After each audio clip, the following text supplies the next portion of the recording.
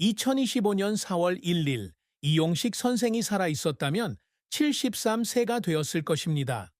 사랑하는 가족들과 함께 그리고 그 곁에서 꿈꿔왔던 이정표였습니다. 1952년 황해도 을률에서 태어난 이용식 선생은 전쟁과 이념으로 분단된 조국의 힘겨운 시절을 보냈습니다. 그의 삶은 찬란한 꿈과 자랑스러운 성공으로 가득했지만 동시에 지울 수 없는 고통으로 가득 찬 긴 여정이었습니다. 그는 시인이자 음악가였으며 잊혀진 영혼들의 이야기꾼이었지만 재능의 후광 뒤에는 깊은 상처가 있었고 긴 밤마다 소리 없이 흘러내리는 눈물이 있었습니다. 예민한 마음과 뜨거운 영혼을 가진 이용식 선생은 의미 있으면서도 비극적인 삶을 살았고 그를 사랑했던 사람들의 가슴 속에 끝없는 후회를 남겼습니다. 이용식의 인생에서 가장 큰 슬픔은 18살의 어린 나이에 어선 사고로 세상을 떠난 외아들 민수였습니다. 달처럼 밝은 눈빛과 환한 미소를 지닌 민수는 이용식의 가장 큰 희망이었습니다. 그는 아들이 기술자가 되어 고난의 나라 북한의 변화를 가져올 사람이 되기를 꿈꿨습니다. 하지만 1995년 어느 겨울 오후 운명은 민수를 데려갔습니다. 그는 친구들과 함께 극심한 기근을 극복하기 위해 돈을 벌고자 낚시를 갔습니다. 작은 배는 폭풍에 전복되었고 민수는 돌아오지 못했습니다. 이 소식을 접한 용식은 운유로 기슭에 쓰러져 몇 시간 동안 잿빛 바닷물을 바라보며 마치 아들이 파도 속에서 나오기를 바라는 듯 서 있었습니다. 그는 아내 수진에게 가슴이 찢어지는 것 같았고 그 후 숨 쉴 때마다 상실의 아픔이 밀려왔다고 말했습니다.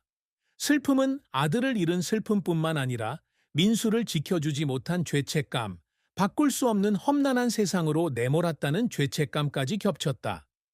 용식은 민수와 함께했던 꿈을 떠올리며 아들을 잃은 아픔을 더욱 깊어졌다. 민수가 어렸을 때 용식은 일제강점기 시절 감동적인 시를 쓴 윤동주 같은 위대한 한국 시인들의 이야기를 자주 들려주곤 했다. 민수가 자신의 문학과 음악에 대한 사랑을 물려받기를 바랐지만 용식은 전쟁과 가난으로 갈라진 사람들 사이에 다리를 놓을 엔지니어가 되고 싶어 더욱 현실적인 길을 택했다. 용식은 민수가 자신의 방에 남겨둔 연필과 도면을 볼 때마다 눈물을 흘렸다.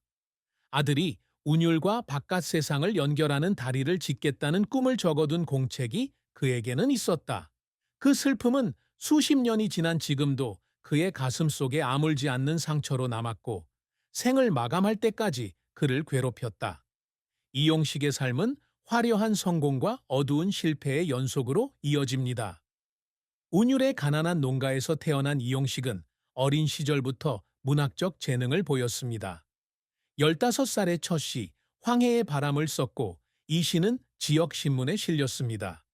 파도와 자유에 대한 꿈을 생생하게 묘사한 이 시는 그가 속한 작은 마을에서 주목을 받았습니다.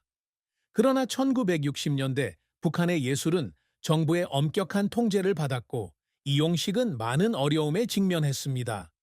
정권을 찬양하는 시를 써달라는 요청을 받았지만 그의 마음은 항상 평범한 사람들, 농부, 어부, 그리고 고된 노동을 하는 어머니들의 이야기에 끌렸습니다. 이로 인해 그는 사상가라는 낙인이 찍혔고 한동안 출판이 금지되었습니다. 하지만 이용식은 포기하지 않았습니다. 그는 남포항에서 일하는 친구를 통해 몰래 시를 써서 해외로 보냈습니다. 그의 시 중 일부는 영어로 번역되어 일본과 중국의 문예지에 발표되어 국제적인 명성을 얻었습니다. 1978년 그는 검열을 피하기 위해 가명으로 첫 시집 이름 없는 파도를 출간했습니다. 비록 소규모로만 유포되었지만 이 시집은 그 진정성과 깊이에 대해 비평가들의 은밀한 찬사를 받았습니다. 이러한 성공은 용식에게 중요한 이정표였지만 용식에게는 큰 대가를 치러야 했습니다.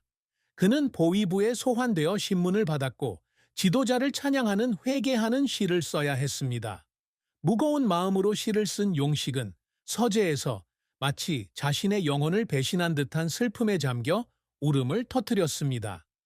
용식은 시 외에도 음악에도 손을 댔습니다. 그는 군대에서 친구에게 아코디언 연주법을 배우고 한국 전통 가락에서 영감을 받아 민요를 작곡하기 시작했습니다. 그의 가장 유명한 노래 중 하나인 운율의 달빛 아래는 1985년 지역 축제에서 처음 공연되었습니다.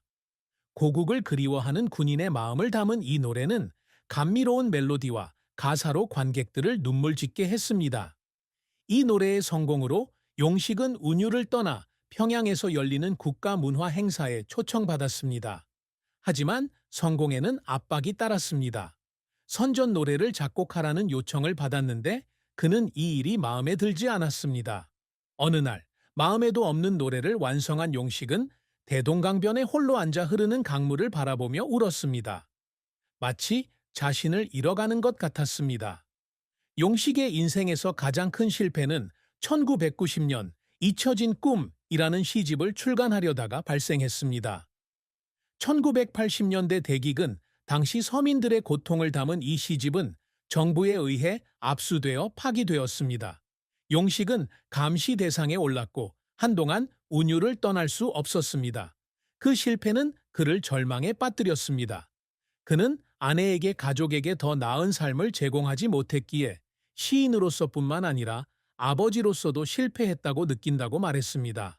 하지만 용식은 포기하지 않았습니다. 그는 계속해서 비밀리에 글을 썼고 작은 종이에 시를 써서 마룻바닥 밑에 숨겼습니다.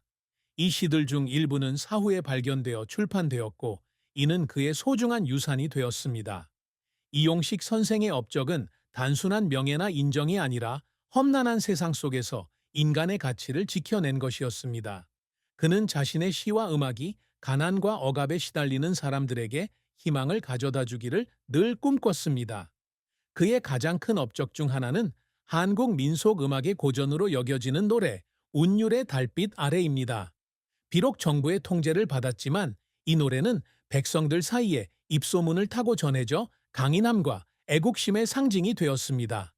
이용식 선생은 누군가 자신의 노래를 부를 때마다 그들의 마음을 어루만지는 듯한 느낌을 받았고 그것이 가장 큰 보람이었다고 말했습니다. 그는 또한 운율의 젊은 세대에게 영감을 주는 스승이 되기 위해 노력했습니다. 1980년대에는 집에서 비밀시 교실을 열어 학생들에게 시를 쓰고 음악을 통해 이야기를 풀어내는 방법을 가르쳤습니다. 수강생이 몇 명뿐이었지만 이용식 선생은 이를 자신의 가장 큰 업적 중 하나로 여겼습니다. 훗날 교사가 된 한 학생은 용식이가 불가능해 보일 때에도 항상 꿈을 글로 쓰도록 격려했다고 말했습니다. 그는 한 학생이 고아였던 어머니를 그리워하며 쓴 시를 읽고 눈물을 흘린 적이 있습니다.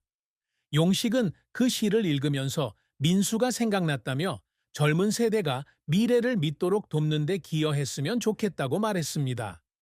용식이 항상 이루고자 했던 또 다른 업적은 은율의 문화유산을 지키는 것이었습니다. 그는 민담과 전통 노래를 수집하여 두꺼운 노트에 기록했습니다. 그는 언젠가 이 이야기들을 출판하여 고국의 아름다움을 세상에 알리는 꿈을 꾸었습니다. 생전에는 그 꿈을 이루지 못했지만 그의 노트 중 일부는 사후에 발견되어 국경을 넘어와 함께 가져온 친구 덕분에 한국에서 출판되었습니다. 은율의 부름은 한국에서 많은 사랑을 받았고 용식은 고향의 정신을 지켜낸 사람으로 존경을 받았습니다. 이용식의 사랑과 결혼은 그의 삶에 있어 중요한 부분으로 기쁨과 깊은 슬픔을 동시에 안겨주었습니다. 그는 1970년 젊은 시절 운율의 협동조합에서 일하던 김수진 씨를 만났습니다. 짧은 머리와 온화한 미소를 지닌 수진 씨는 이용식에게 시를 쓰도록 격려한 첫 번째 사람이었습니다. 두 사람은 1972년 가족과 몇몇 가까운 친구들만 참석한 간소한 예식으로 결혼했습니다. 수진 씨는 이용식의 가장 든든한 버팀목이 되어 삶의 고난과 정부의 압력 속에서도 그를 곁을 지켰습니다. 두 사람에게는 아들 민수가 있었는데 그는 두 사람의 삶에 빛을 가져다 주었습니다. 하지만 두 사람의 결혼 생활이 항상 순탄했던 것은 아니었습니다. 용식에게 가장 큰 슬픔은 수진에게 더 나은 삶을 마련해 주지 못했다는 생각이었습니다. 1990년대 북한의 기근이 극심했을 때 그들의 가족은 극심한 가난에 시달렸습니다. 용식은 수진이 민수를 위해 끼니를 거르는 모습을 자주 보았고 이는 무력감을 느끼게 했습니다. 아내가 고된 노동으로 굳은 살이 박힌 채 살이 빠지는 모습을 보며 그는 눈물을 흘렸지만 아내는 항상 그를 위로하며 미소 지었습니다.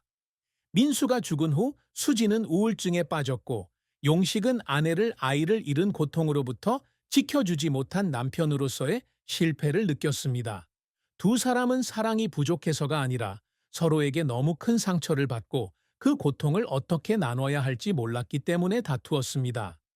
하지만 용식과 수진의 사랑은 여전히 꺼지지 않는 불꽃이었습니다. 용식이 병으로 쇠약해진 말년, 수진은 그의 곁을 지키며 온 정성과 사랑으로 그를 보살폈습니다. 두 사람은 종종 베란다에 함께 앉아 황해를 바라보며 운율 달빛 아래를 수없이 불렀습니다.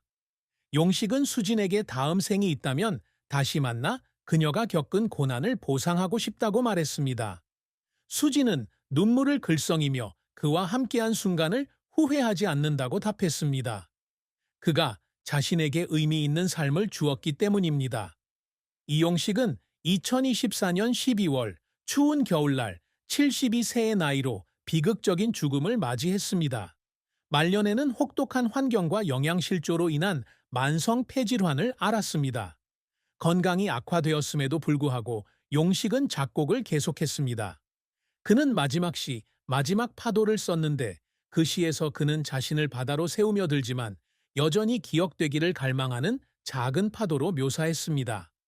운명의 그 밤, 그는 민수가 돌아오기를 기다리며 서 있던 운율 해변을 혼자 걸었습니다. 갑자기 폭풍이 몰아쳤고 용식은 심하게 기침을 하며 차가운 모래 위에 쓰러졌습니다.